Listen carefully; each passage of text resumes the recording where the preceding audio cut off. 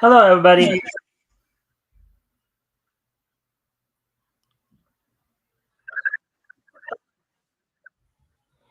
All right, so yeah. All right, so with that, all right, everybody, welcome to the Mikestand. Today is Friday, August 30th. So, of course, with it being Friday, this is our weekly look back on comics history. Um, let's see. For those, if you haven't done so yet, if you guys can help out by liking and sharing the stream, see if we get some more friendly people here to engage. That'd be appreciated. Also, if anything grabs your attention, feel free to comment and or ask questions. We'll try to answer the questions to the best of our ability.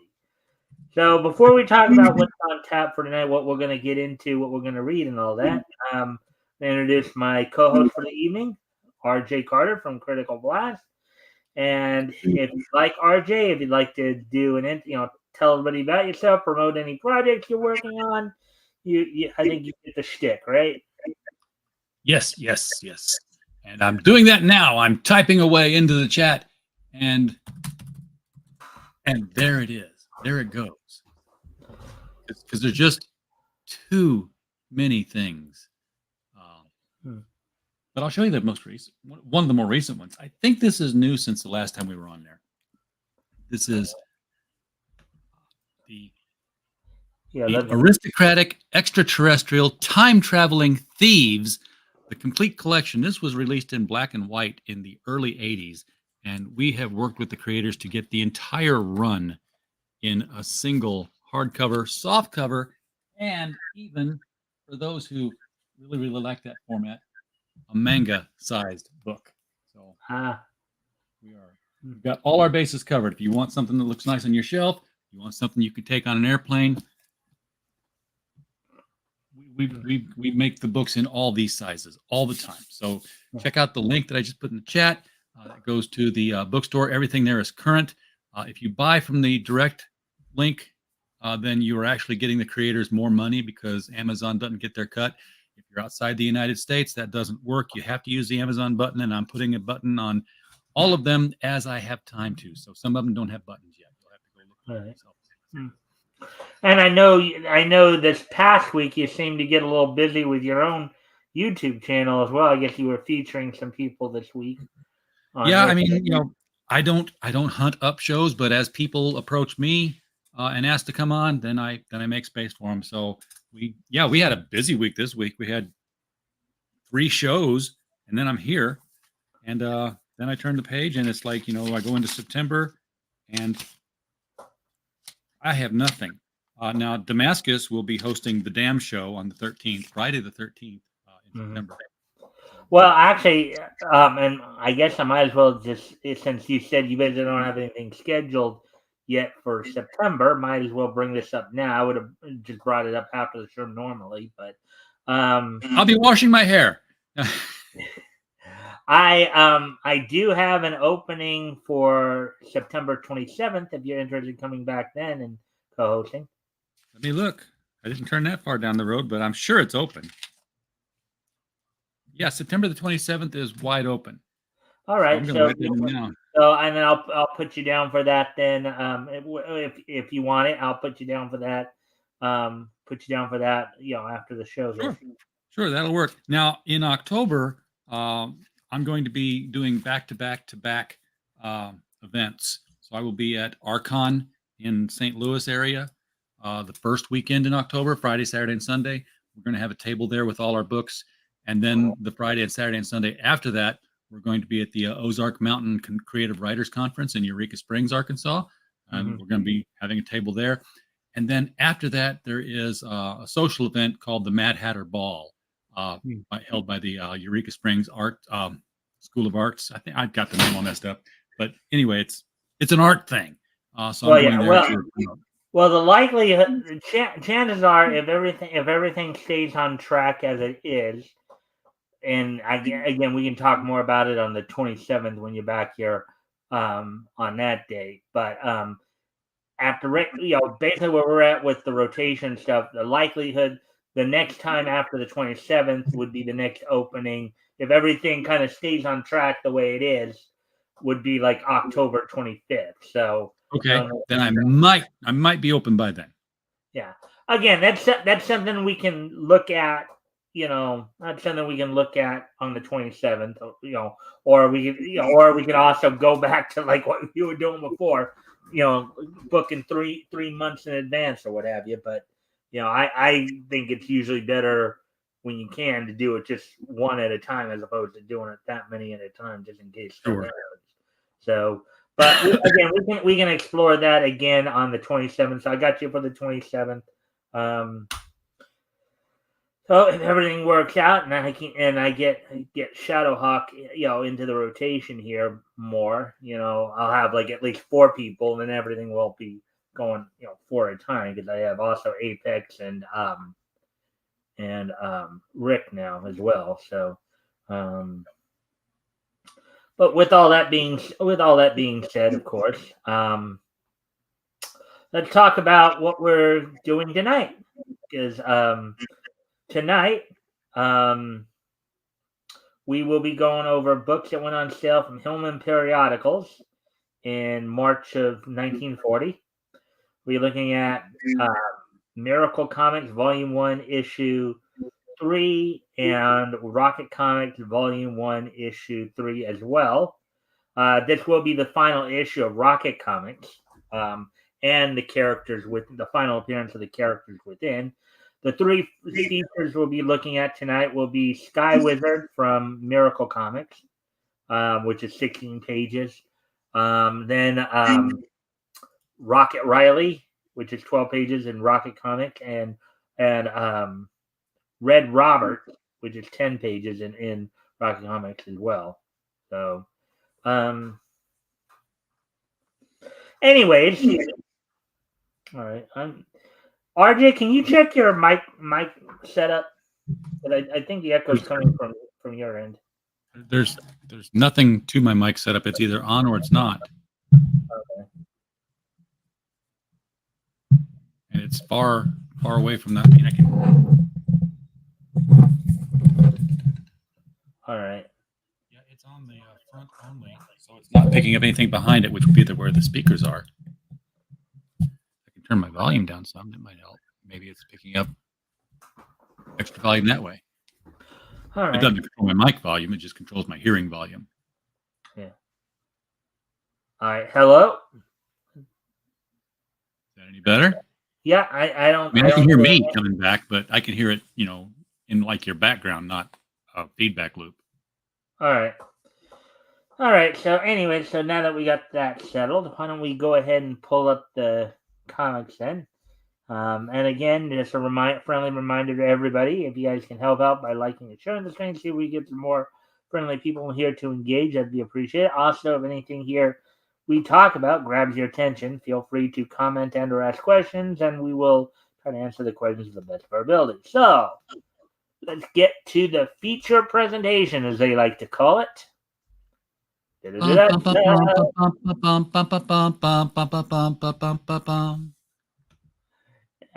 I was just thinking about this too the other day. I think for me, right, as we're going back to some of these Golden Age comics, I know this might sound a little off, but the Golden, the Golden Age comics, right, remind me a lot of the Golden Age and maybe early Silver Age animation. The 30s to 60s cartoons and the shorts and all that.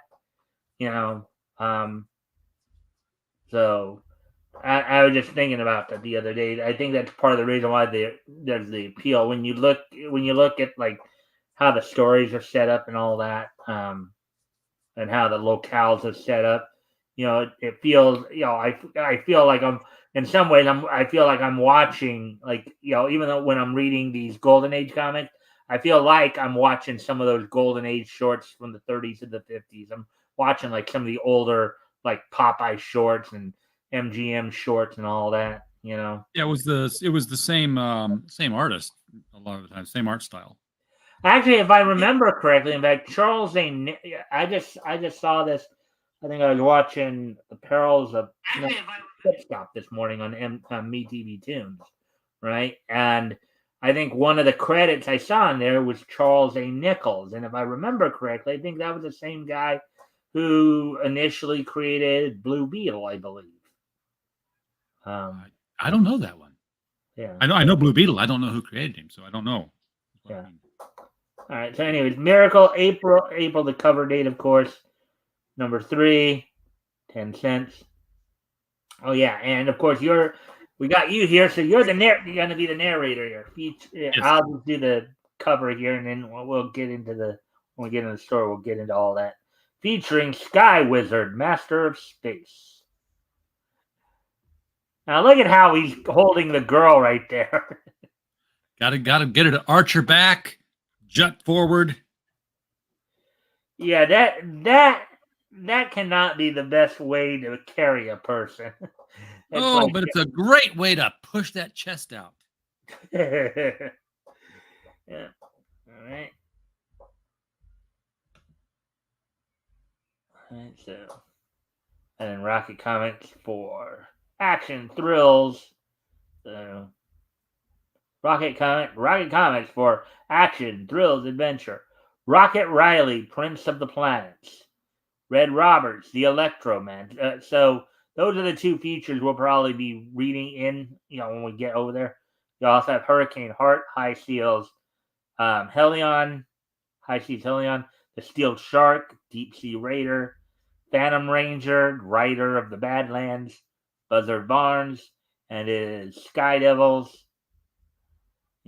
juvenile heroes of history, and the Defender, Nemesis of Crime. Don't you just like some of the way they would put stuff like that? They just had to keep the presses rolling, which is why comic books were invented. And if you had an idea for a character, just throw it on there. See if it sticks. See if people read it. If they don't, we'll come up with a new one. Like the old idea of, let's just keep throwing stuff against the wall and see what sticks, right? Exactly. All right, Mr. No big deal. All right, so you ready, Mr. Narrator? I am ready. Sky Wizard, Master of Space. Sky Wizard, world's greatest scientist, Keyshawn, his bodyguard, and Patricia and Jerry Dare are on their way to rescue Captain Henry Dare, who has been captured by the Unholy One's dreaded snowmen. They are aboard Sky Island, that amazing floating island on which Sky Wizard lives. Also aboard the island are Hawk Armand, Vera the Tigress, and Butch, 3 international crooks, henchmen of the Unholy One. The Sky Wizard surveys the jagged mountain peaks of the Himalayas, the Tibetan lair of the Unholy One. While unknown to him, Butch has escaped Keyshawn's vigilance and... Here we are at last. Oh, but you're not there for very long because Butch takes you out. Oh, wait a minute. Oh, okay. Oh, I'm sorry. Here we are at last. Okay, I thought I was the bad guy actually, but it was Sky Wizard. Oops. Anyways. Twisting about, the Sky Wizard grabs at Butch's legs and... Hey! Now you worry. Help! Pull the ripcord. I can't find it. I ain't never done this before. Let's see. You picked a great time to practice. Hold still. I'll see if I can get it. There. Okay. I don't need you hanging around me anymore. Unconscious, Sky Wizard hurtles to his doom. Wow, you remember that? You remember that language from classic cartoons? Oh yeah. Right. I mean, I'm reminded of the Filmation, Justice League cartoons. Superman, Aquaman, all those. Ted Knight in the narration. Yeah. Suddenly, a snowman sees the falling body, swoops down, and grabs it. and a few minutes later deposits the Sky Wizard on a broad plateau surrounded by jagged peaks. In the meantime, Hawk, Vera, and Butch, who have seen the snowman capture the Sky Wizard, make a successful landing on the same plateau. I'll make sure I get him this time. Missed, but... Oh, wait, there was some narration at the bottom there. Oh, startled by the shot, the snowman flies away. Missed, Now, but... wait. We'll take him to the Unholy One. Good.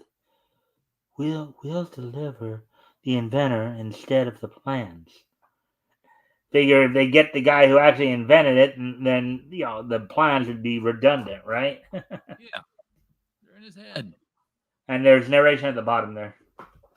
Sky Wizard, aware of the crook's intentions, obeys. And this time it would have actually been after the words.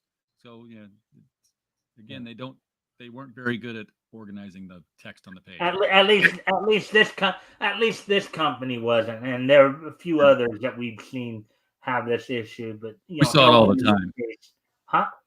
We saw it all the time. Get going, you mug. This will please the Unholy One even more than the plans.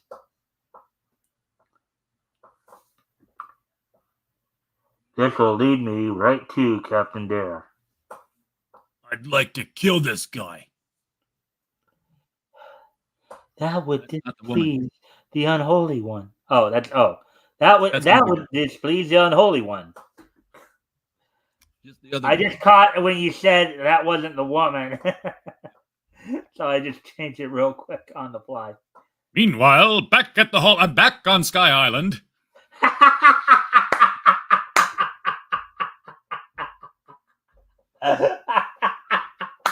Oh, classic there, RJ. Classic. There's an almost automatic reflex there. Talking about cartoons, you were actually doing William Woodson right there from the Super Friends cartoons. Oh my goodness. Well, Ted Knight too from the first season, but William Woodson as well later on. Yeah, back in the Hall of Justice. There's a great Ted Knight story that Lou Scheimer told about when. Okay, so that when they got the Superman cartoon from DC, the guy who came to tour DC, they had no animators in the studio. They had nobody. It was just Lou and Norm. Mm-hmm. So they hired actors to play the role of animators. They put a mannequin in the receptionist desk, and Elliot S. Maggin came in, and he didn't even notice the mannequin. And one of the actors they hired was Ted Knight. Who, he wasn't Ted Baxter at that point. And he said, and they're like, look, when we pass by here and we stop, you come up to Lou and you say, "Oh, Lou, we need to make sure that we're running low on the red ink." Or something like that. It was just some throwaway line. Oh yeah, I think you did tell me this story before, but it's still a fascinating story. Tell it for those who may not have heard. Megan was just focused on getting through and getting out, and he didn't even look at what all these people were just doing busy work at their desks. And Ted wanted to get his line in, so he chased them down so he could say it and get paid. So this is a different woman. Huh? I'll take her. You got the bad woman. All right. Look, Jerry, we've got to help Sky Wizard. Well, okay. Clarification. I don't think she's a woman. I think she's a girl. She might be. Oh well, she's a female. But when we say female, we sound like Ferengi. It's a female. Yeah. Yeah. All right. Gee, I don't know how Jane, I don't know how Jane Keyshawn is still badly hurt from the beating Butch gave him, and I can't find a parachute anywhere. Golly, what are we going to do?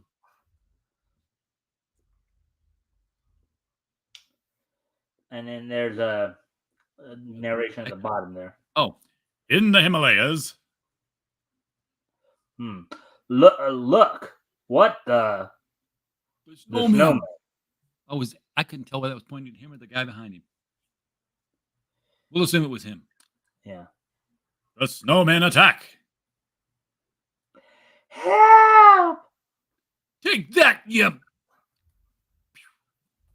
Pew pew.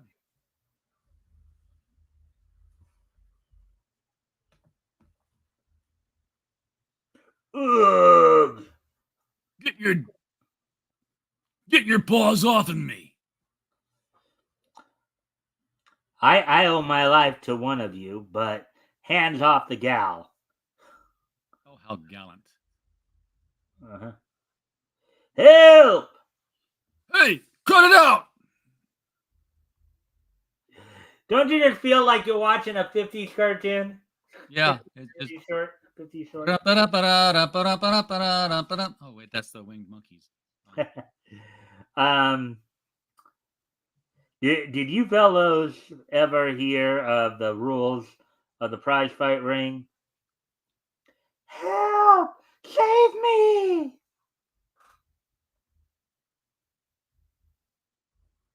Action, suspense, only in Miracle Comics. Mm-hmm. I quit. How can you lick a flock of flying men? Like this. But gallantly as Sky Wizard fights, he is overpowered by forces of numbers. He and Butch are borne through the air toward what? Sometime later. What's that? It must be the Unholy One's kingdom.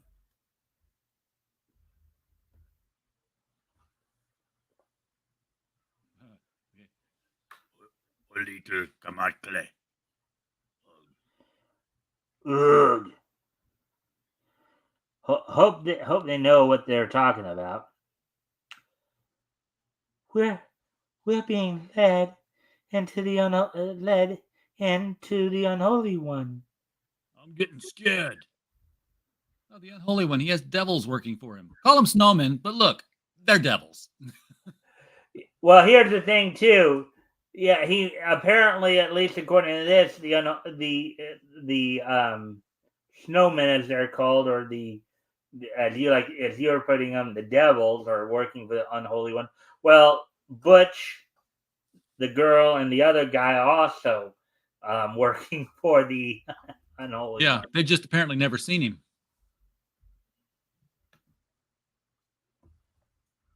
The throne room of the Unholy One. Miserable servant has brought me the creature when I asked for the plans. The death of 1,000 slashes awaits you if your plan fails. So apparently he did want the plans more than the hero. Yeah, they gave this a full page. Do you realize how rare that was? I don't think I've ever seen a full we page talked about that before. I think we had that come up in a. But I think I guess to try to get the grand idea that this Unholy One was this major villain or what have you. Yeah, it gives scale to the room that they're in. But I don't think I've ever seen a full page Golden Age splash page on any of our shows yet. Well, maybe not when you've been on with me, but I think I've seen it a couple times with some of the other co-hosts I've had on. But you're right; it is kind of a rare occurrence. Now it's like every third page nowadays. Yeah. You hear that, Now One? Are you ready to detail the plans for our super stratosphere plane? Not to you. Take him to the torture chamber when stubborn fool is ready to talk. Inform me. Don't you like my bad guy? Yeah.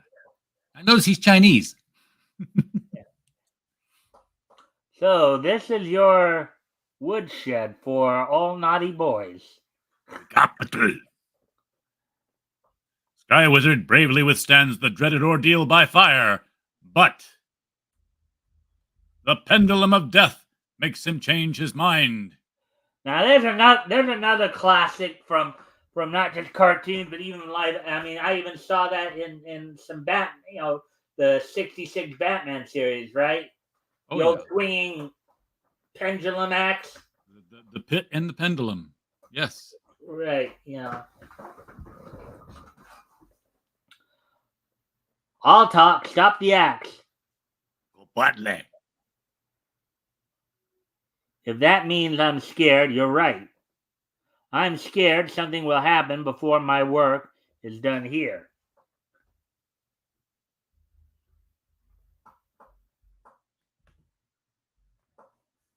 Rodclay. Try and do it. One side, I've got a date. Sojin.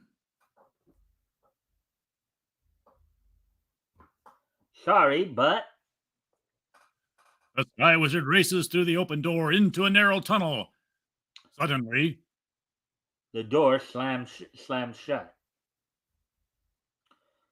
What's that funny smell? Gas, and it's the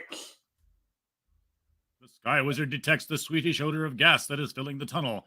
Then, with terrifying suddenness, his knees begin to buckle.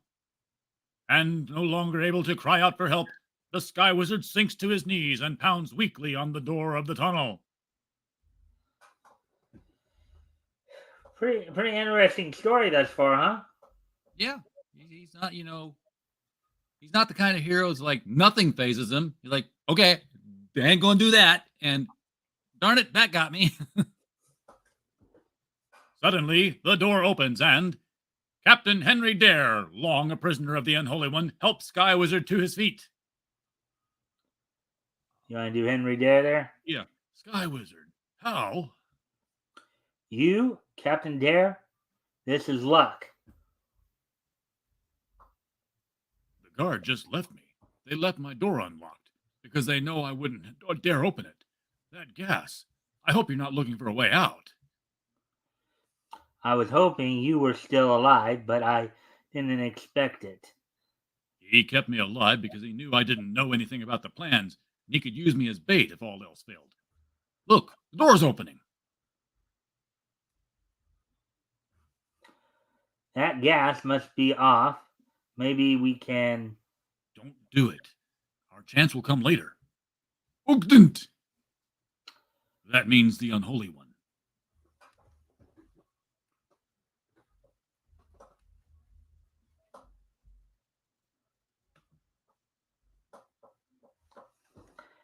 Stupid fool thinks escape from here is possible. Guards! Take them both to the Iron Room. Let them experience the delightful death of 1,000 slashes. This will be terrible. Here it is, Sky Wizard. Wait till you see it. As Sky Wizard and Dare enter the Iron Room, the snowman shouts an order. What's that commotion I hear? That kind of worked. Kind of went a little... Reptile! Kishan, how did you get here?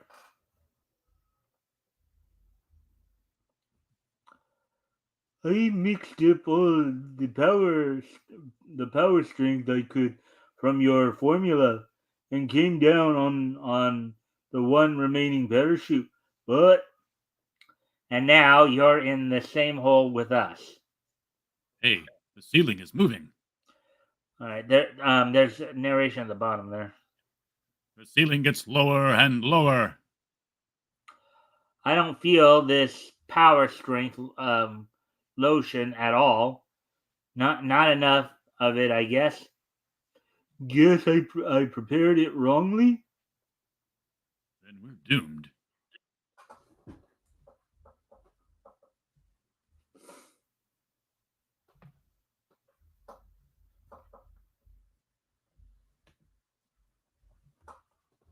Suddenly... Wait, I feel something coming over me. The ceiling is coming down slowly. It's coming slowly down on us. Hmm. It's working. These spikes are as easy to break as toothpicks.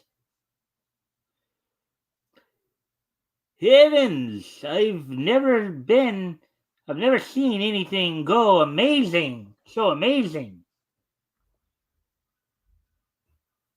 Now with the strength of 6,000 men, I should That's a be pretty able to specific stop. number.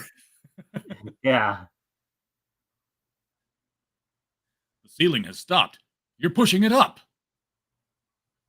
And then there's a narration down the bottom. With the effect of his scientific serum. What? Of I believe that's Antvirus. With the help of his scientific serum or antivirus, still strong, Sky Wizard holds up the ceiling with one hand. Yeah. Be ready to push out when I smash the door. I mean, okay. It's possible what he's possibly saying is antivirus, and for whatever reason they just spelled it wrong, or maybe they did decide to create a new word called virus. Yeah, it's wow. It's. I thought it was maybe some sort of form of Latin, but no, it's nothing. Sorry, that's completely made Well, up. it could be. It could be, and just not within our realm of knowledge what it exactly is. Smashes down the iron door with the other. Hurry. Don't worry, we will. Now for the fun, but we haven't much time. The little bit of serum will only last a short time.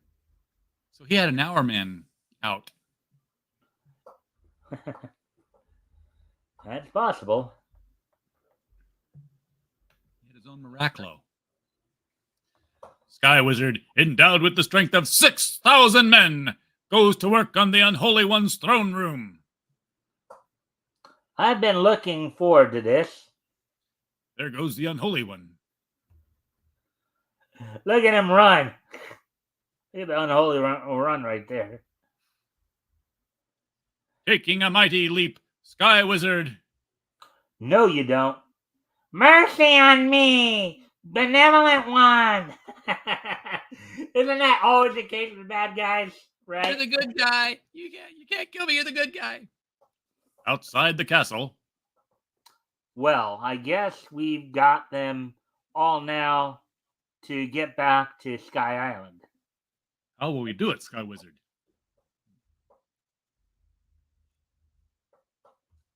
Well, it's not too high to jump, and I might even take two of you at a time. That is, if... Jump up? Jeepers. Yes, if my strength held out, but I've got a better way. Unholy One, command 7 of your snowmen to come here. At once, kind sir. Lactal Iltari. So wait a second. They're not arrested or anything. There were no cops there. They're just outside the castle. He's like, okay, I beat you. Oh, do me a favor. Well, I mean, if anything, he's in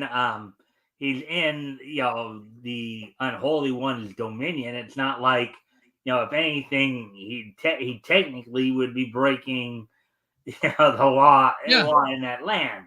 Yeah, they're in they're in the Holy One's front yard, basically. Right. I beat you in a fight. Now you have to do what I say. Oh, all right. Now command them to carry each of us up to my Sky Island. You might tell them that if anything goes wrong, they die. Retail, Gakonic, Ula. Obeying the Unholy One's orders, the snowmen carry their burdens up to Sky Wizard's island home. This is better than jumping, especially when you've lost strength to jump.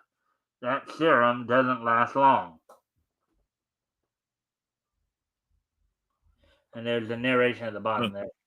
The snowmen leave, and as Sky Wizard watches, the Unholy One waits his chance and... Home at last. Now what? And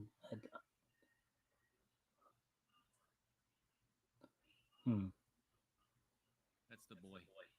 all right. Sky Wizard, Daddy! I may die, but I take you along, foul pig. Look out! Sky Wizard sidesteps the Unholy One's knife and... You asked for it. Ow! Never try to tackle somebody on a blimp. It's just bad idea. That's not the brightest of moves. Well, that's the end of the Unholy One. A horrible death, but... A few seconds later, Captain Dare rushes from the lab. Sky Wizard, the snowmen are coming. I saw them through the directional teleray machine, and they are armed to the teeth. Directional teleray?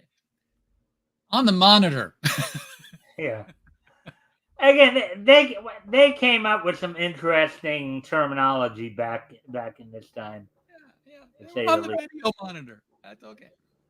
In the laboratory, a few minutes later, if we can get the air minded, I think it means mind. Yeah, but they wrote it. They lettered it as minded. You're probably right. You get the air mined with this triple nitro gas. We'll be okay. We've got to hurry. I have 6 ready, master. Frantically they work. Be careful. I wouldn't let you kids do this, but we haven't much time. The snowmen are almost here.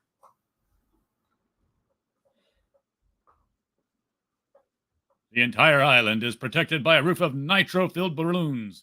The snowmen swoop down. This would be nitro probably as in nitroglycerin. That's possible. And look, now they got a half page there. You see that? Yeah. They took advantage of big pictures.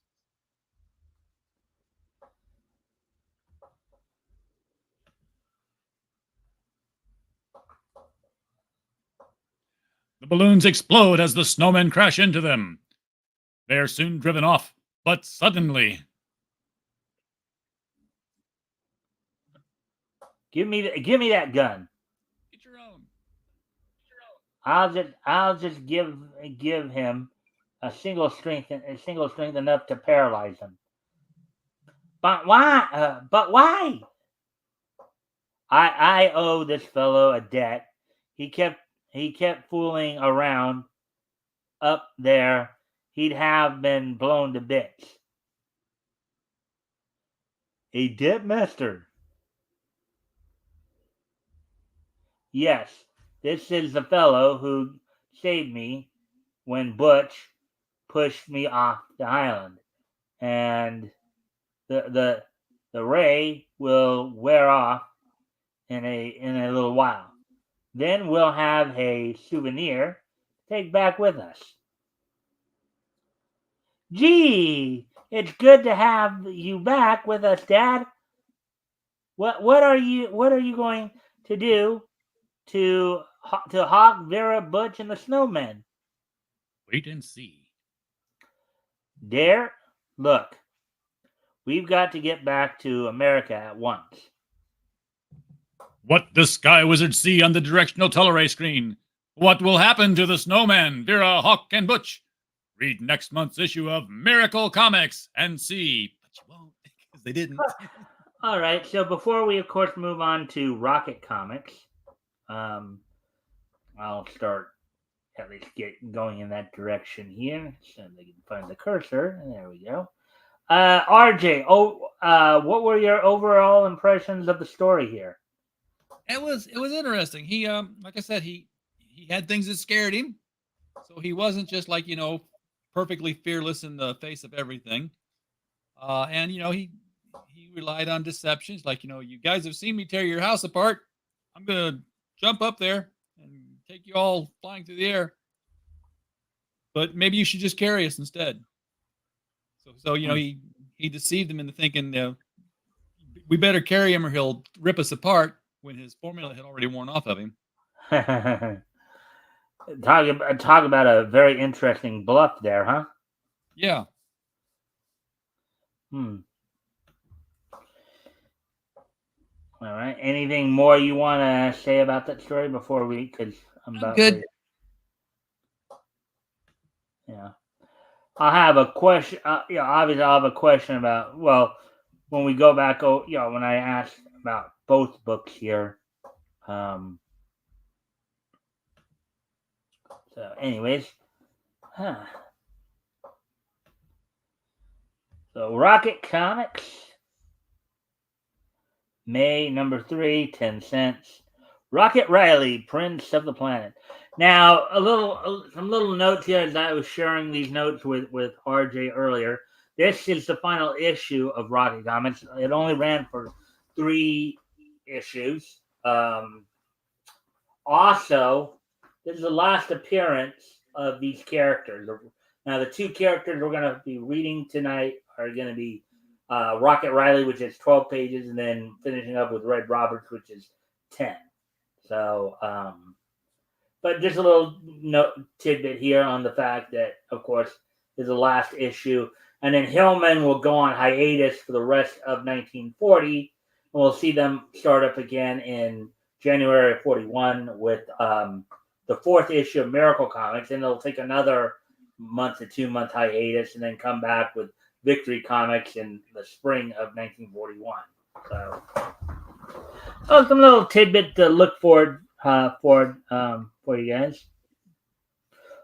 Also, Hurricane Heart, Buzzard Barnes, Phantom Ranger, The Defender. So, alrighty then. So, Rocket Riley will be our first, of course. Miracle Comics, action, thrills, adventure. I should be letting you read all this, but this is just a playbill. Yeah. Sky Wizard, Master of Space, a Scorpion, Terror of the Underworld, Hero of the Month, Belanda, Jungle Queen, K7, Secret Agent, The World is Square, Dash Dixon, Man of Might, Dusty Doyle, Circus Cyclone, Bill Colt, The Ghost Rider, Pinky Parker, the Kid. So basically, even by looking at the titles there, there's a little bit of everything in there, right? You remember these anthologies had a little bit of everything. You had your superhero fare. You also had your spy in there, spy stuff in there. The G-Men stuff. You had westerns. You had you had jungle adventures and aviation adventures. You had a little bit of everything in there at the time. Miracle Comic on sale at all newsstands.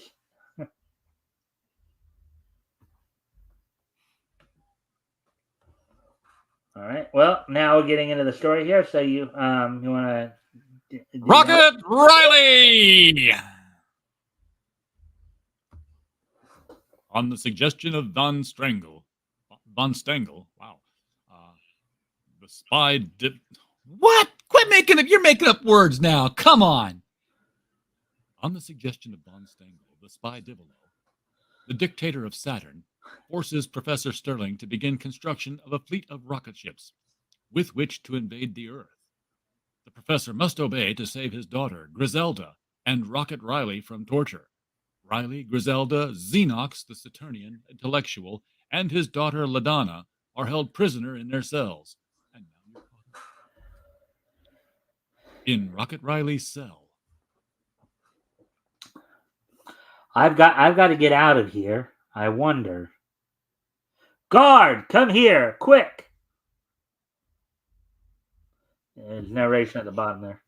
Rocket shows the guard Griselda's broken pearl necklace as the guard leans forward.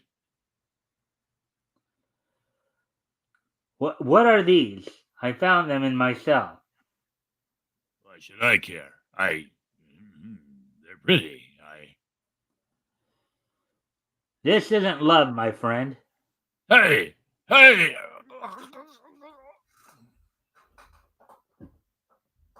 Yes, it is. It's prison love.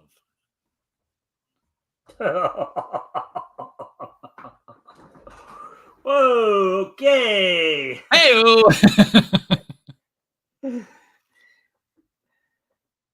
There, that's what I want. Open that door and no funny moves. You won't get away with this.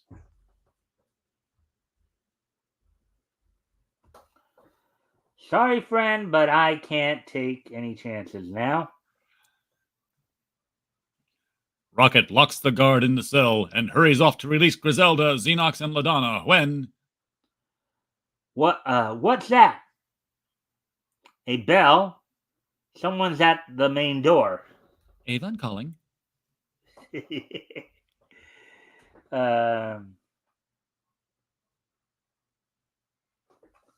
I hope this works.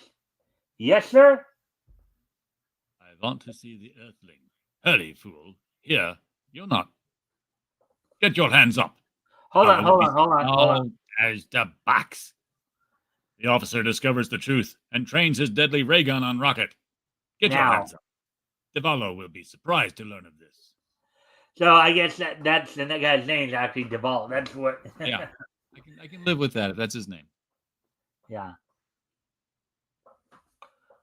No more surprises than you're going. No more surprise than you're going to be. Look.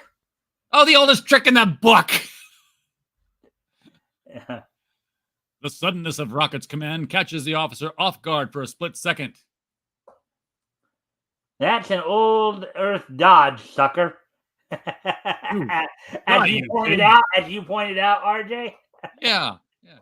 Die, you pig! No, you're the officer. That you get to be the. Never mind. That's another old Earth dodge.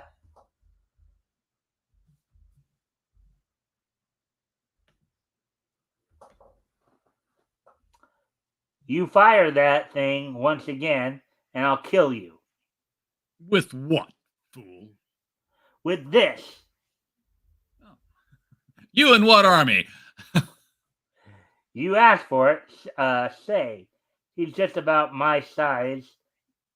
That uniform. And there's a narration at the bottom there. Rocket changes clothes with the officer of Devallo's personal guard. No, he doesn't. The picture tells a different story. We'll make good company for the guard. He'll make good company for the guard.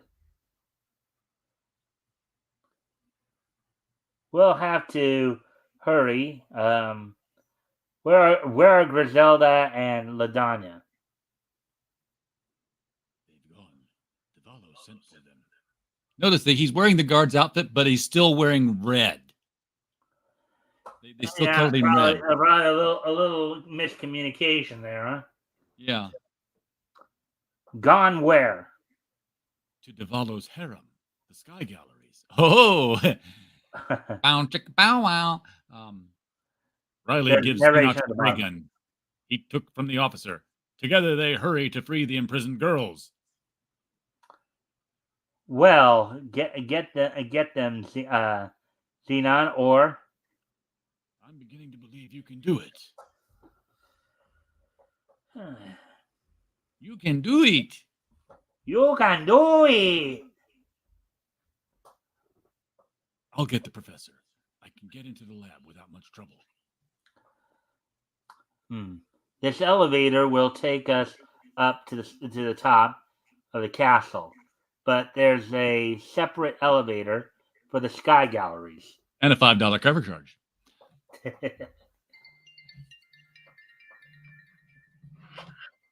Are you getting a call? Yeah, I muted it. It's from New York. It's probably a customer. There's the harem guard. Be careful. This uniform should help you meet me here later. Or meet me here. Yeah, meet me here. Rocket tries to bribe the guard, but the man, a Zero, merely shakes his head. But I tell you, I'll only be up there a minute. I've got to deliver a message. Nope, the bouncer's not letting you into the harem. No, that's even in the 40s. You had a guy at the door, kept you out. Yeah. Maybe you can understand this language. Boom! As Rocket ascends toward the sky galleries, he experiences a peculiar tingling sensation. Suddenly, most guys get that before they enter a harem. That tingling sensation, it's getting worse. What? His body is gripped in a vice of numbing electricity. Electricity, electricity, electricity, electric. You know where that's from, don't you? Of course. I'm Full no out fool, rock. no siree. I'm gonna live to be 33. I play safe for you and me, 'cause I'm no fool with electricity. Colonel Clink is here. You want to do them? Sure. Ah, I see my electric petrifier has trapped you, my friend. And I am particularly proud of that little invention of mine. It has served me well when I need to be petrified before entering the harem. This just writes itself. There's a subtext going on here. Yeah. The electric voltage used is not strong, just enough to grip your nerves. The power of the petrifier is in clever use of crossed currents. Guards, come here.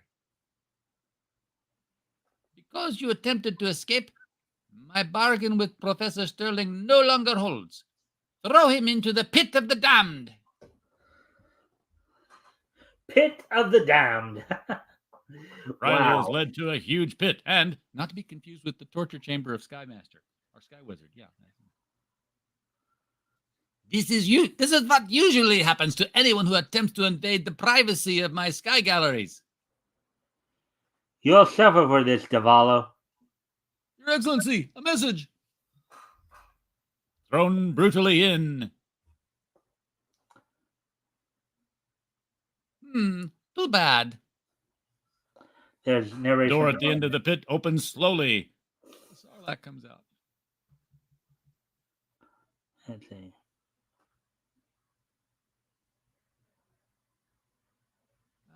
Yes, too bad. Wait. I'd like to watch this, but duty calls. Well, my Earth friend, I wish you luck. Ha! Thanks. A huge beast appears. It's the dreaded Pithakra. Well, fancy meeting you here.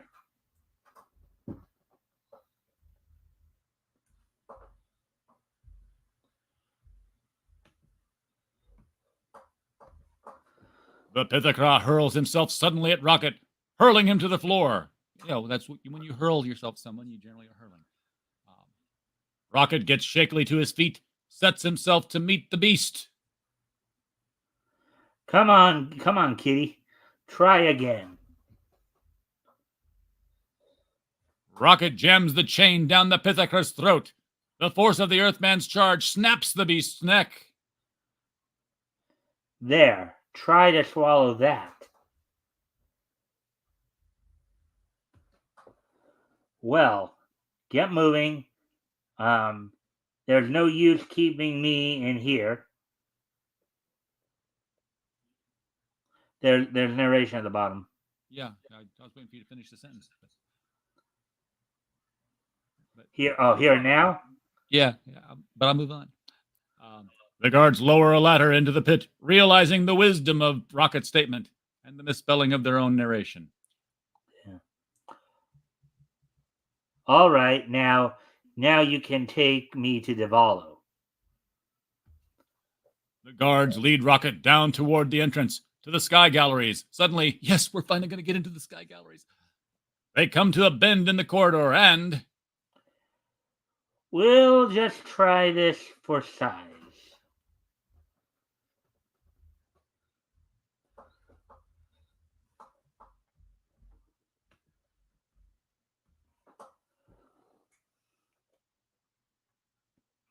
Now unlock those chains and hurry. The guard obeys. pleasant dreams to both of you. The entrance should be down here somewhere. Griselda. Oh, Rocket. Shh.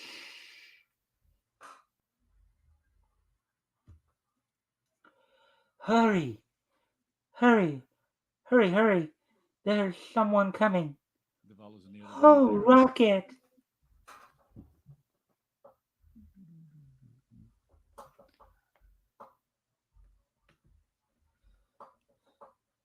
Followed by one of the Zero harem guards, Rocket leads the way to the elevator. We'll pick up your father and the prisoners below. How can I ever thank you? What about the planes? Take us and be careful of that electricity. If I feel anything funny proof. I really think funny. Poof. Oh, yeah, funny poof. Yeah, that kind of line that went through there kind of made a little bit more difficult. So, the alarm. All exits will soon be closed. They should be. There they are. And then Finding the professor and Xenox, Rocket leads escape to the castle roof.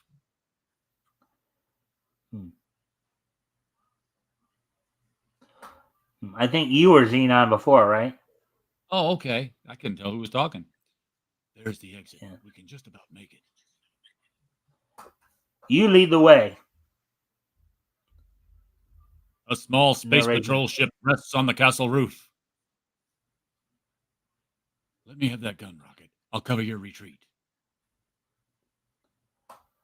I thought that patrol ship would be there. No idea who's talking here. Yeah. Go ahead. I'll get in. I'll follow.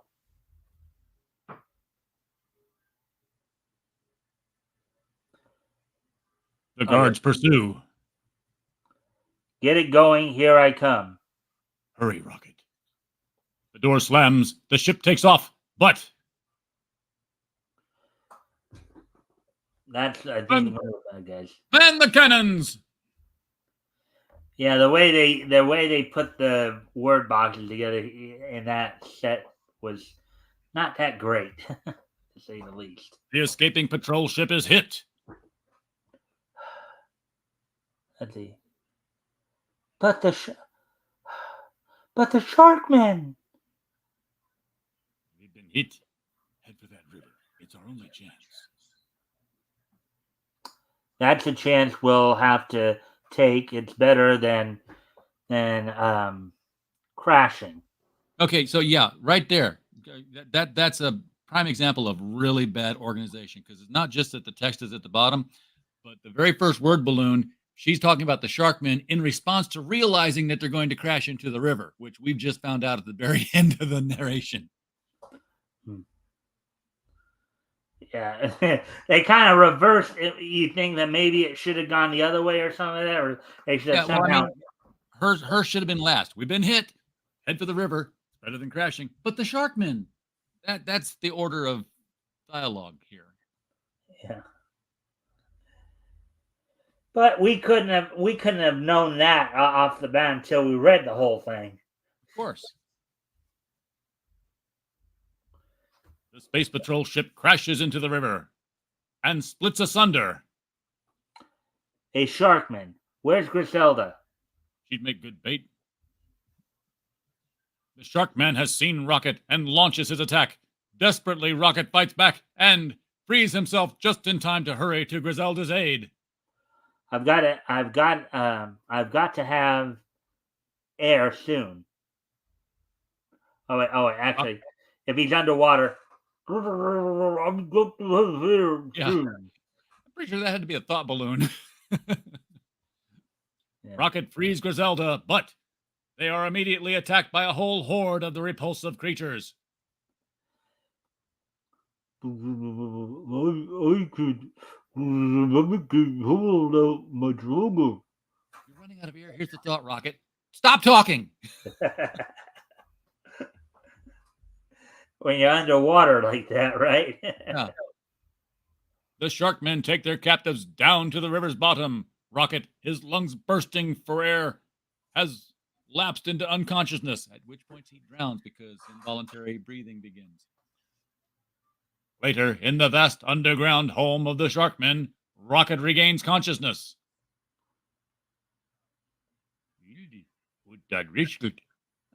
I love nonsense words. The snowmen use them, and now the Sharkmen are using them. Looks like we're on today's menu. Griselda's okay. I wonder. Rocket leaps suddenly to his feet. Sorry, old boy. But They're not underwater now, they're in a cave. oh, okay. Sorry, old After boy, killing- but go Yeah. ahead. After killing the Sharkmen, Rocket and Griselda flee. That light, Griselda, it's daylight. Then we're free.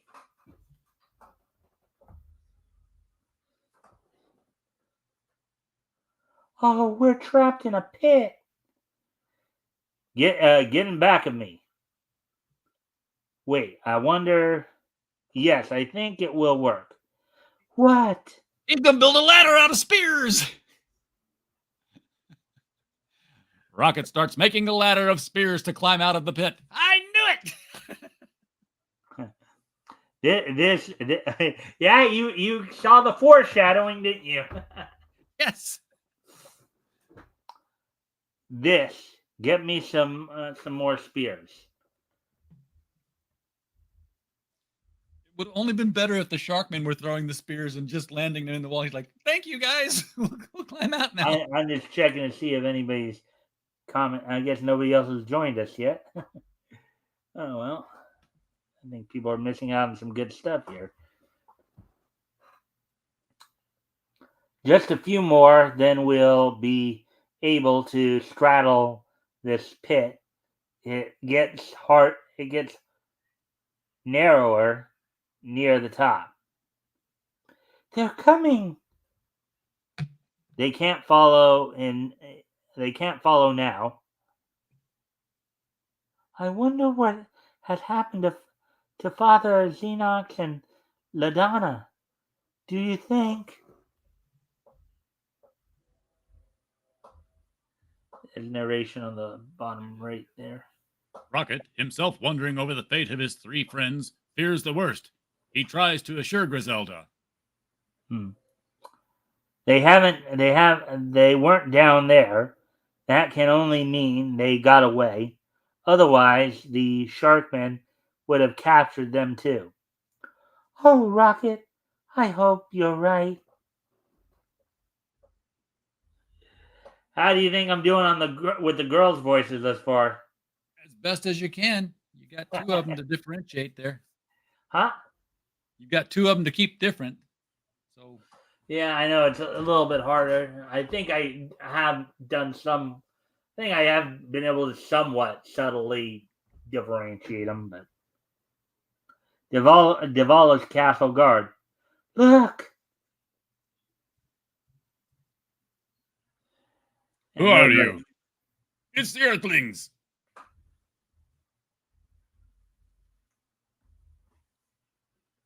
Rocket raises his hand suddenly. Well, that saves me the bother. That saves me the bother of lying to you. More than that, it saves me the bother of taking you both captive. My orders are shoot to kill.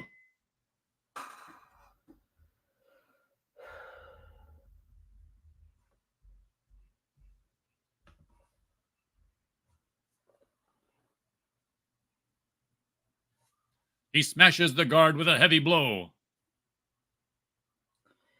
You may get me, but now before you continue, I want you to, I guess, talk. I know there's nobody in the chat at the moment, but I gotta turn my light on in here. Things are getting a little bit dimmer here. So before we continue on, if you can talk to the chat for a moment while I take care of the lighting in here, that'd be appreciated. I'll be right back. Absolutely, I can talk to the chat. I can talk to the chat once more about the 3 different versions we have of Henry Vogel's Aristocratic Extraterrestrial Time-Traveling Thieves, the complete collection featuring the adventures of Fred and Bianca in the 1980s. This is some of the best black and white independent comic book art that was out there at the time. You got sexy Bianca, you've got alien Fred, and you've got crazy thefts throughout time, such as the theft of the original formula of Coca-Cola, because it was such a horrible thing when New Coke came out that they had to go steal the original one so that somebody could. Yeah, you're just going to have to read the story to figure it out. Again, Mark Probst has done the artwork in this. It's just a really, really, really fun book. I don't know how much of this you can see in my little window, but it's excellent black and white line work. We have done our best to faithfully reproduce this on 70-pound paper. People are enjoying this. I'm seeing the sales come in from it. So this is the kind you can take it on the airplane and read it because it fits nicely in your bag. But if you're sitting at home in front of the fireplace in your big fancy chair, then yes, by all means, get the big version of the book. Especially you gotta see bigger font. They're all readable, so don't worry about that. We also, by the way, reproduced not just the comics themselves, but we reproduced all the letters pages. So if you want to get into a real time capsule and see what was happening back then with fans, and especially if maybe you wrote a letter into the X Thieves comics interview. I'm looking here. Oh, here's a letter from T.M. Maple. Now, if you're an old comic book fan, T.M. Maple, the Mad Maple, the Canadian, he wrote into every comic book.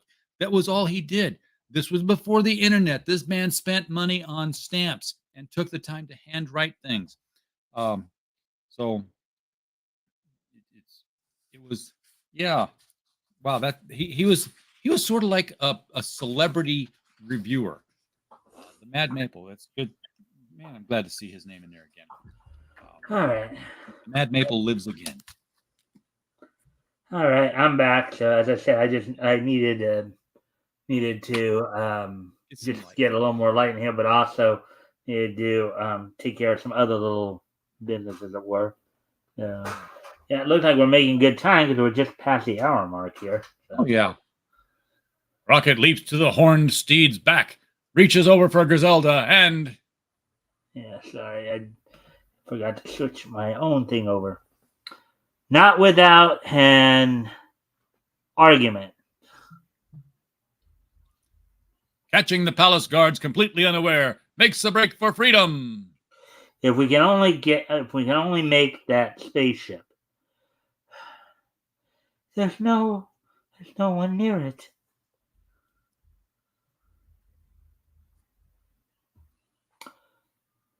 Made it. Griselda, close the lock. I'll get the ship started. Hurry! Here they come. Griselda closes the airlock. Rocket sets the ship in motion, and they're going to do everything they said they're going to do. Okay, that was really useful narration. Yeah. Well, I mean, I've had other people talk about that too. How sometimes they made these stories a little too straightforward at times. That other people comment on that as well. There. Let's see if they can open that. Good girl.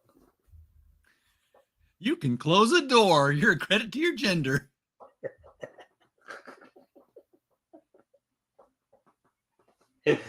Oh boy. All right. If I only knew about Dad for sure. If your father's alive, dear, he'll be he'll be too valuable for Divallo to harm him in any way. If not, well, we'll soon find out. What has happened to Professor Sterling, Xenox, and LaDonna? What does fate hold in store for Rocket Riley and Griselda? Read next month's issue of Rocket Comics, which we'll never publish, for the answer to those questions.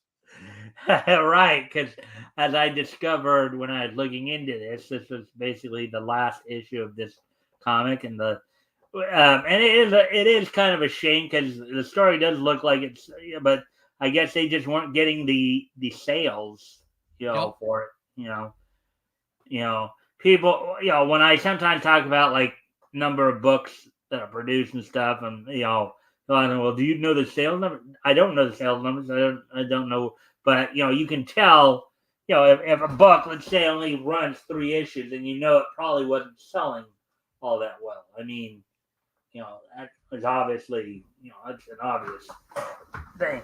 So we're gonna read, of course, what happened to them. Huh? We'll never know what happened to them. All right. So anyway, we'll move on to a friendly reminder to everybody who may be in the chat there. If you guys can like and share the stream, see if we can get some more friendly people in here to engage. That'd be appreciated.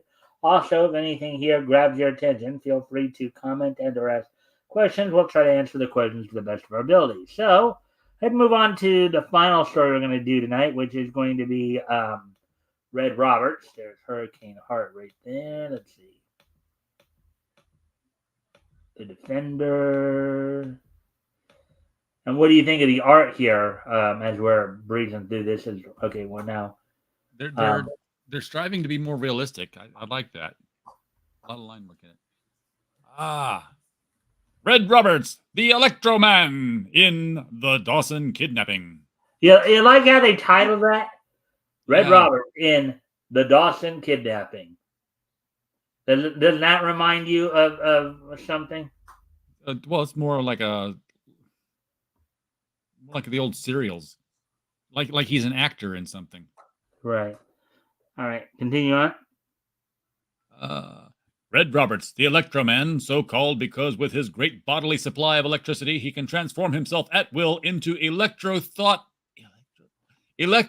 waves, matches his special talents against those dreaded merchants of crime, the kidnappers. You had a little trouble with electro thought waves. My brain was rejecting the concept of like, what? They just scrabbled those thoughts together. An item in Martin Mitchell's gossip column attracts the Electro Man's attention. I'll have to hear that. Martin Mitchell about town. Flash, if you're interested in Dawson Kidnapping, listen on your favorite columnist broadcast tonight, WXYZ, at the time as tell something. Yeah. Suddenly, help! Help! a car speeds by, and an ugly-looking man, that was not nice, an ugly-looking man is still firing at the girl. An ugly-looking man. That was uncalled for. Taxi. No, ambulance.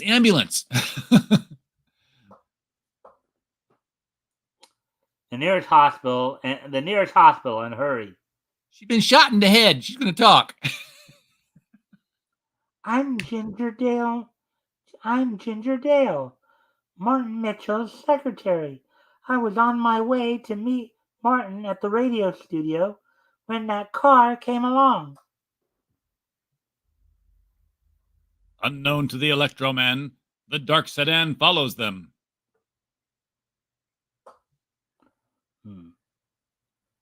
Mitchell, the columnist. And it's just time to Cabby, turn. Okay. Actually, they're in the cab. So, Mitchell, the columnist. And it's just time to Cabby, turn on the radio. Yes, sir. America's most popular columnist begins his weekly broadcast. Attention! This message is meant for the kidnapper of Alice Dawson. I know your identity, you rat. So if you harm her, I'll tell the police who you are. No! No! If you know who a kidnapper is, you tell the police anyway. You don't threaten them with the information. Oh, who wrote this? It's like, I know you kidnapped the Lindbergh baby. I'm not going to tell the cops about it, so you better not hurt him. Like, no, you say, hey, you know what? That guy who kidnapped that baby, he's over there. It's Joe. Joe did it. All right. And for your further information, I know that. Ah, see, that's why you don't do that. Yeah. Something's happened. I heard a. Oh wait. Oh, I heard a gun.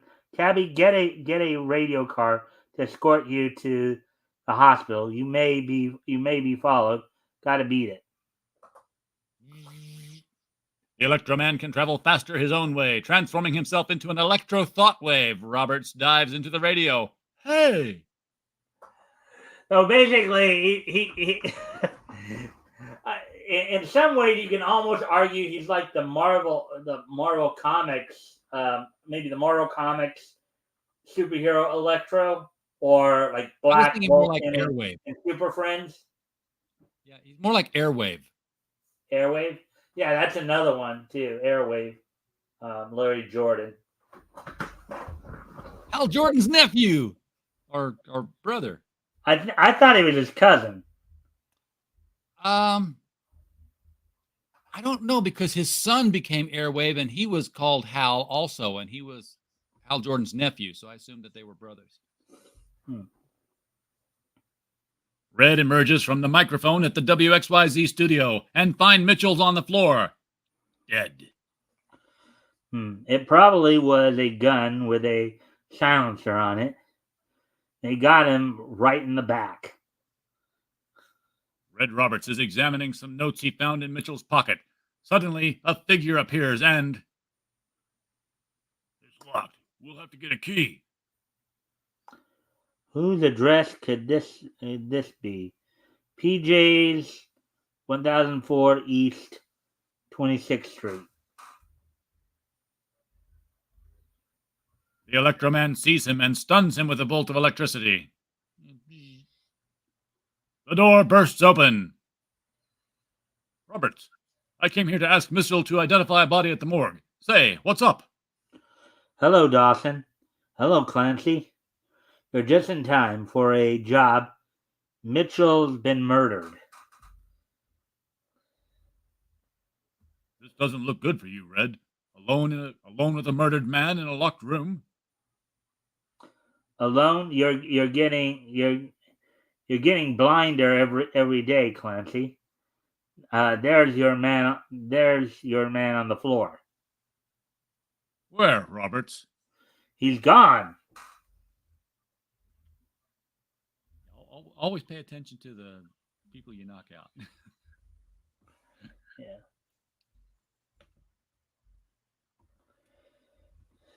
I suppose he jumped 60 stories to the ground.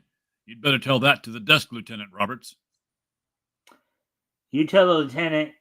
You tell the lieutenant, Clancy. I haven't got time. In the room, the Electroman leaps up into the light bulb and... There he goes again. It's kind of hard to catch, huh? You know, you just... Yeah. Emerges a few seconds later out of a street lamp, startling an officer. Hey, what are you doing up on that lamppost? Ask the answer man. I've got a date. Bob Razakis wasn't even born yet. Come on. Maybe he was.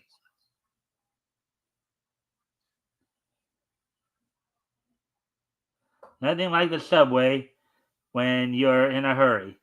Yeah, nothing at all like waiting in line to get a token for an underground train when you can travel the speed of electricity anywhere in the world. Electricity. Yeah. Electricity. Ride the train. Halt, come back here. Oh, but wait. I get it. He jumped right into the rail. Where did he go?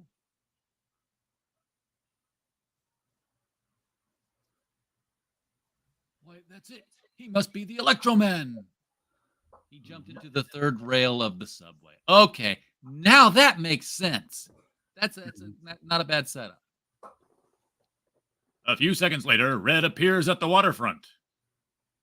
Well, at least it's nice and quiet down here. Now, let's see which way to the morgue.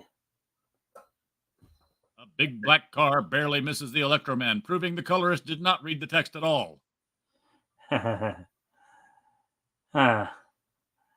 Hey, watch out. What the? It's the man who shot the girl. I recognize him. He's ugly. Uh, We're having a thunderstorm roll in, so if I freeze up, my internet went away. But we should be able to. What are you having issues with the internet right now? No, we got lightning right outside. We're getting a storm rolling in. Ooh. Well, hopefully we're going to finish before it causes problems. We're coming up on an hour and a half here, so. Ugly face. Must have come from the morgue. I better rush over there. Hoping that Mitchell's death is not yet known, Red impersonates him and doesn't impersonate him, just uses his name. What if he knows the guy? That's a risk. Yeah. I'm Martin Mitchell. Detective Clancy told me he wanted me to identify someone. Jerry Samuels. He must have been. We thought it was he, because he had a check you gave him shot in the back. He recognizes the dead man as a police stool pigeon. Yeah, I should have probably had you read that first, but It was in the middle of the two panels, too, so it was really... yeah.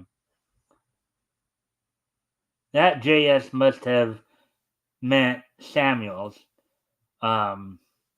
Operator, connect me to the pay station nearest to East 26th Street and the river. And you say the ugly one didn't come in? No, sir. Just the driver. Said he didn't know Samuels, but he was awful curious about the papers on the body. The Electroman gets his connection and then vanishes again. Thanks for the help. What the? A few seconds later. Let's see. And do you like how they kind of interspecies these word bubbles between panels? Yeah, they got some overlap here. It's not always helpful. It's creative. Yeah. Let's see. That was 1004 East 26th Street. I hope I'm right. I'm off for this stuff for good. I'll swear he came right out of the phone. Right out of the phone. You've seen that kind of thing before, haven't you? Where somebody's drunk will see something like that and they'll go, I'm off the juice. I'm off the juice for the rest of my life. I can't handle Never gonna touch this stuff again. Yeah. All right. So the Electroman arrives at the address noted on the paper Mitchell had in his pocket. He is unaware that he is being watched. Well, here it is. Now we'll see.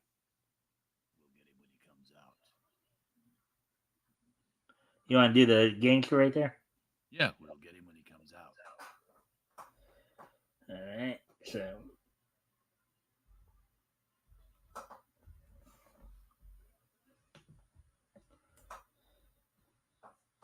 the Electroman locates Samuel's room. He sees a scrap of paper and reads it. There are papers all over the place here. They're just a litter of clues.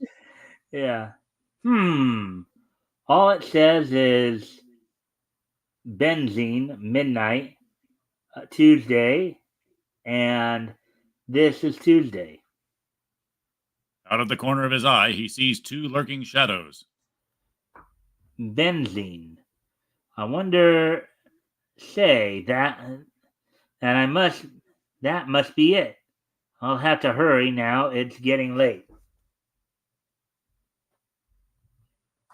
He leaps to the attack. Waiting for me, huh? Well, if it's trouble you want. There, that fixes you. The black sedan that's still red roars away. Well, actually, you got one side of it that actually looks almost black, and the rest of it Yeah, is. I figure that's a shadow on it. Yeah. Hurry, Oh. it's getting near midnight. Roberts, just creased by the bullet that went straight through his chest, gets shakily to his feet. A cop's whistle shrills through the night. Phew.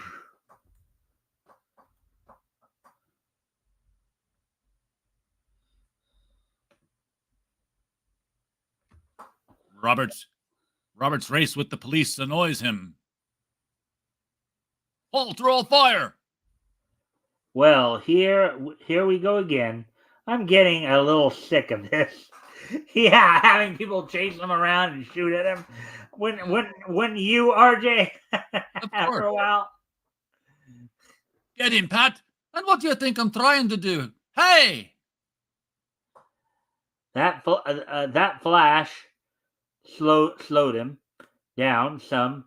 I'll try the railroad this time. Glory be! He's gone. Hold on there. Yeah, I see it. Red vanishes into the third rail. That's not a subway, so there is no third rail. It's a regular train track. A few seconds later, the Electro Man appears in the... You said glory be already, right? Yeah. And he's A few gone. seconds later, yep, he's gone. He jumped into the third rail of a train track that doesn't have a third rail because it's a train. A few seconds later, the Electro Man appears in the suburbs, near the home of the kidnapped girl. Well, Dawson's home is near, but I'd better walk.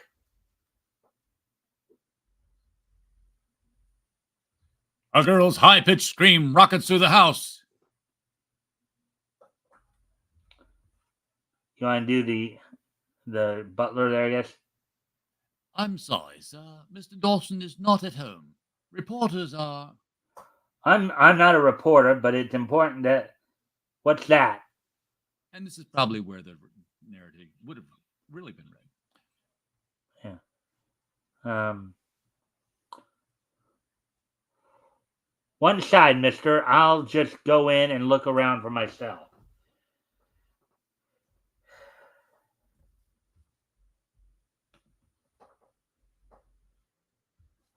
He races to the cellar.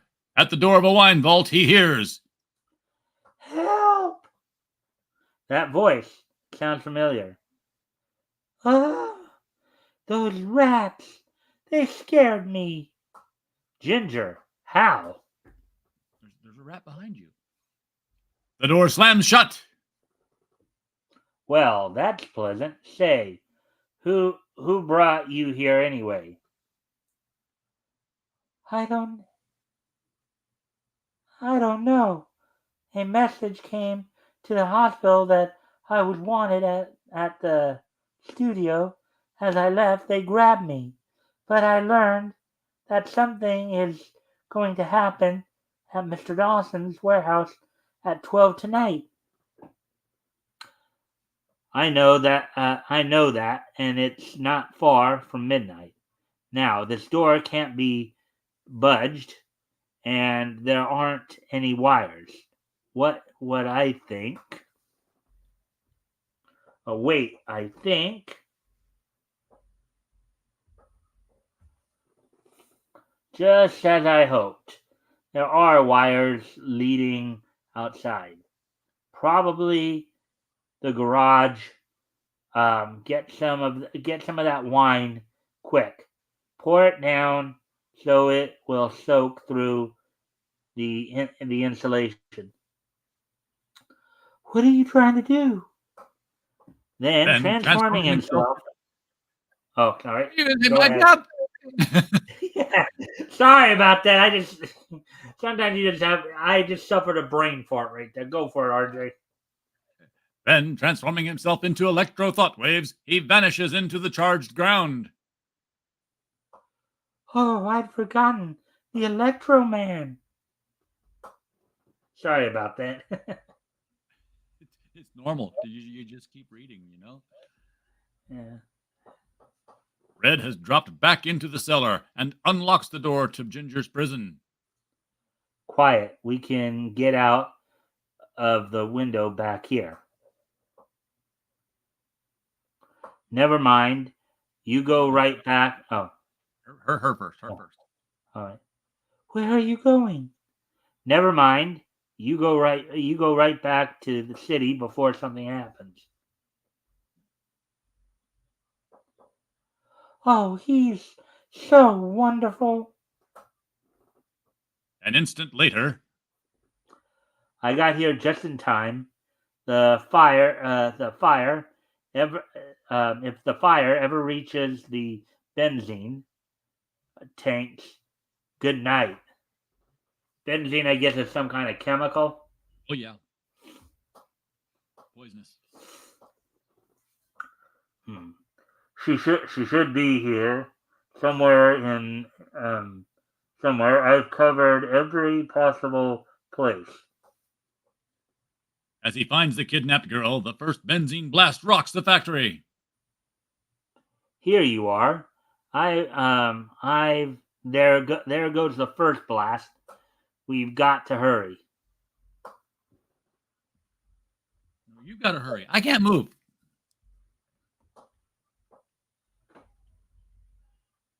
Without waiting to untie Alice, the Electroman hold races on. for safety. Wait, where's that? Because I don't. Oh, I see it. Never mind. I thought that was actually so. They really Yeah. Boy, we're lucky that there goes the building. The Electroman hands the kidnapped girl over to the police as he sees the mysterious black-red sedan start away. A murder car. The Electroman dives at the speeding car's taillight and appears suddenly out of the dash light. The driver, frightened, swerves into a ditch. Hello, Dawson.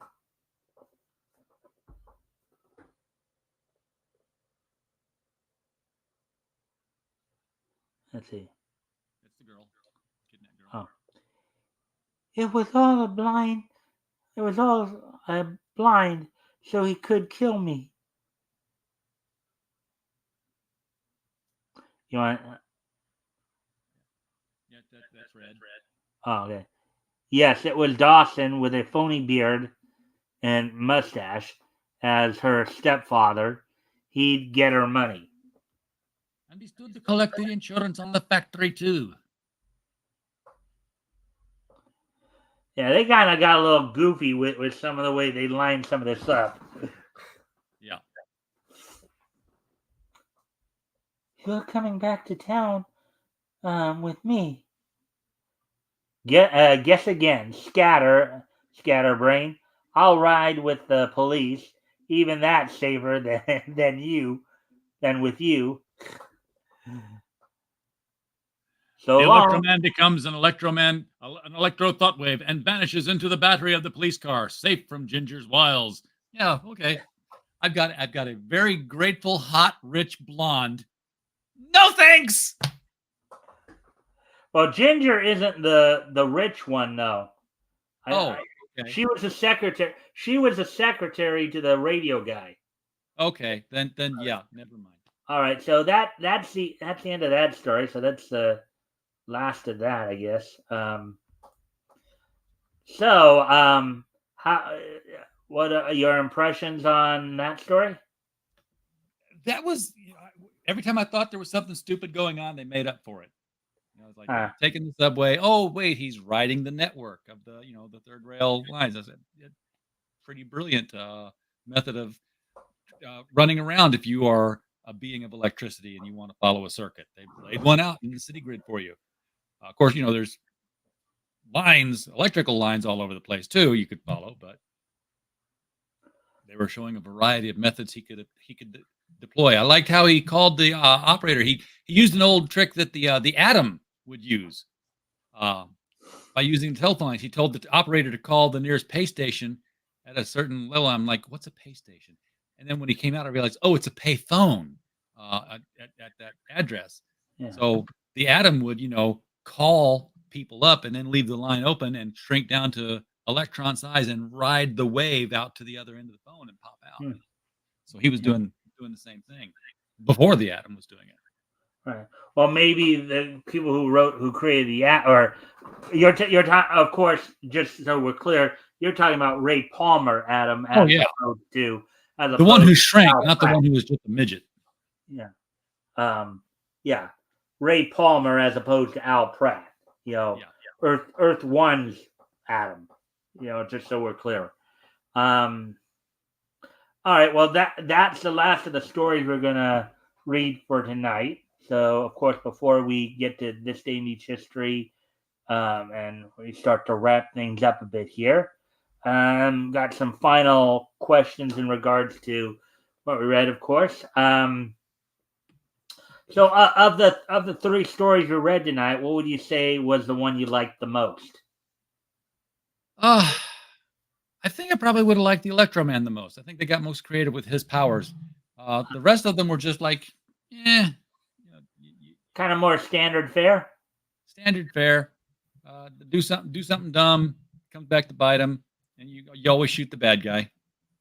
All right. Well, okay. So Red Roberts, the Electro Man, was the one you liked the most. Which of the remaining two, obviously, was the one you liked the least? You know what? I can barely even remember who the second one was now. I remember Sky Wizard, and then some guy, and then the Prince of the Planets. The second one was Rocket Riley. Prince of the Planets. Man, that thing just kind of dragged on and went nowhere. That was like a bad Flash Gordon serial. Oh, it's the Lion Man. Oh, it's the Hawk Man. Oh, it's Ming. They were just scattered all over the place. But where is the professor? We don't know. Well, at least you don't have to worry too much, because that was, even though they advertised that they were going to continue the stories, of course there won't be another Rocket Riley or Red Roberts story. So so basically the one you like the most was Red Roberts, and the one you like the least, Rocket Riley. Those were both from the book that it was the final issue of. All right. So, all right. So one other thing before we get into that, I want to ask you about this. It's just you've of course been doing this with me for a while now, and I'm asking you this because I know Rick commented on this recently. I wanted to get your thoughts. Obviously all my co-hosts, particularly those who've been with me for a while, and you've been doing this with me for a while now. Rick had observed that the writing in a lot of these stories is starting better at this point, getting more into 1940 here.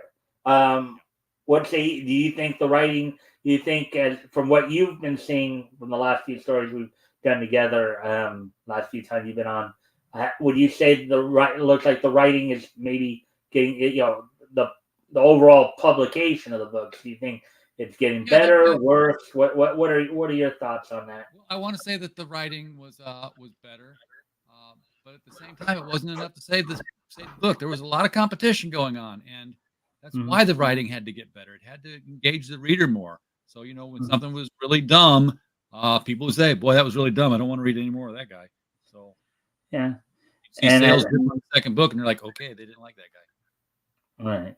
Well, and as we were talking about with Rocket Comics, it obviously if you picked up on, I wonder if maybe back in March of the spring of 1940, when people were reading that Rocket Riley book, if maybe some people had, maybe had some of the same issues you did, maybe.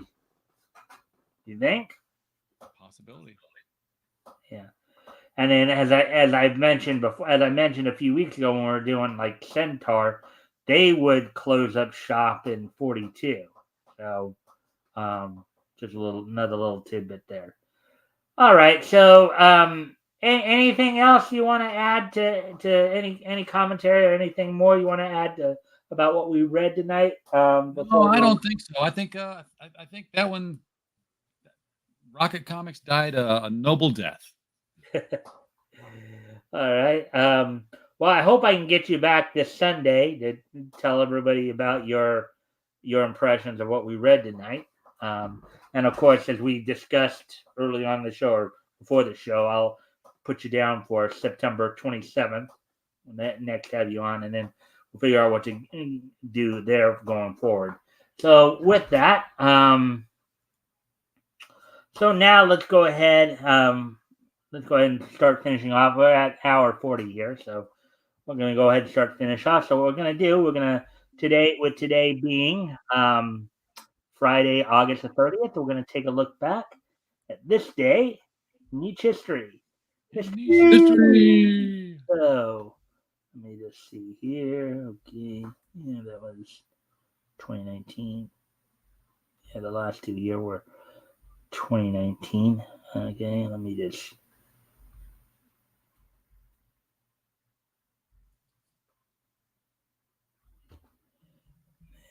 And the other thing, yeah. Alrighty then, so.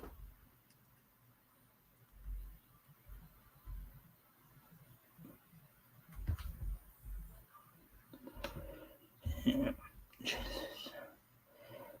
Alrighty then, so. Okay, I guess I can pull that up when we come to the actual site there, or when we get to that point.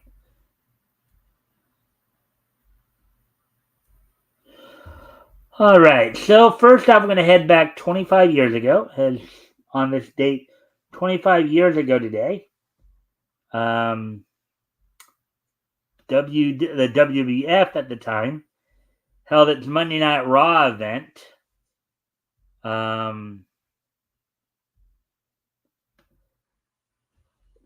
Had its Monday Night Raw event from the Fleet Center in Boston, Massachusetts. The main event saw The Rock and Mankind defeat The Big Show and The Undertaker for the WWF Tag Team Champions. This match was set up earlier in the night, I believe, when The Big Show, with Paul Bearer and The Undertaker in his corner, defeated The Rock in a no disqualification, falls count anywhere, no holds barred match.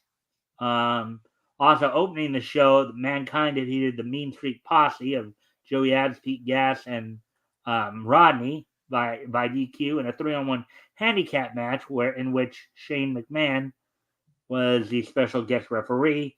He also had on the show in a number one contendership 4-way elimination match, you had a no contest, and with Edge and Christian and Edge, the Acolytes, the Hardy Boys, and the Holly Cousins.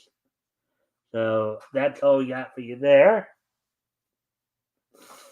That happened. So 25 years ago today, WWF Monday Night Raw from the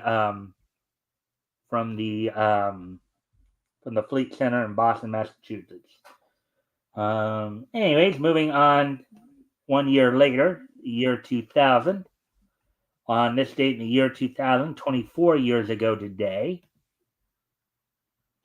the 105th issue of Veronica from Archie Comics went on sale on this date back in 2000. So for $1.99 with 32 pages, you had 5 features in there. 4 of them Veronica featured and then a Reggie feature, including Veronica Lodge, Attorney of Love, The Big Wish, 5 Times the Trouble, and Cattail. All the Veronica, and then the Reggie feature was Who's That Girl? So on this date, 24 years ago today, the 105th issue of Veronica from Archie Comics went on sale on this date back in 2000.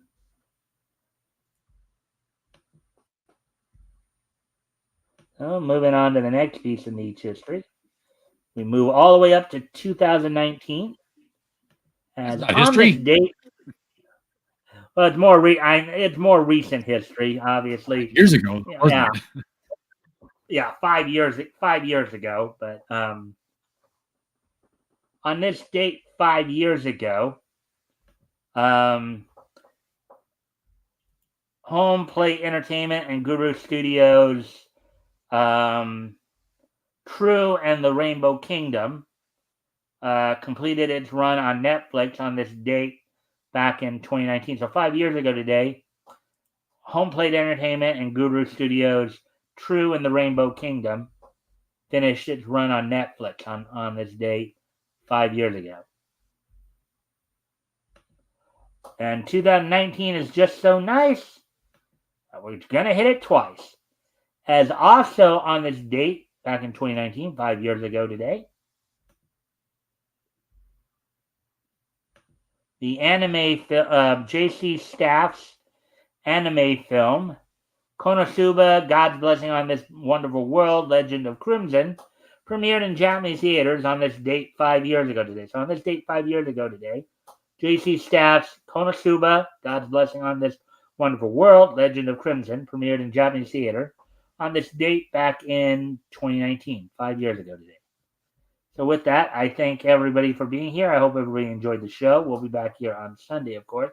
I hope I can possibly get you back here on Sunday to hang out for a bit. RJ, I'll send you the link as always. Share your thoughts on what we read tonight and all that. So before I do close everything out, RJ, you want to do an outro? All I can say is go to criticalblast.com, check out the bookstore, and find your favorite graphic novels. Get you a copy in hardcover, softcover, or even digest size. I guess we had one more comment here. Let's see. Monty's roar here. So call the field to rest and let's away to part the glories of this happy day. All right. What's your favorite 1929 comics? First up, as far as I know, there's only one comic that was actually out in 1929, as far as I know, which was Dell Comics actually did do Funny Pages Volume 1 at that point. It was actually Funny Pages Volume 2 that they did in the 30s, started in the 30s and continued into the 40s. But so I don't really have a favorite because we haven't read anything from 1929, but that's the only comic I know of, comic book anyway, I know of that was out at that time. So anyways, with that, I thank everybody for being here, and I hope to see everybody back here on Sunday. Bye.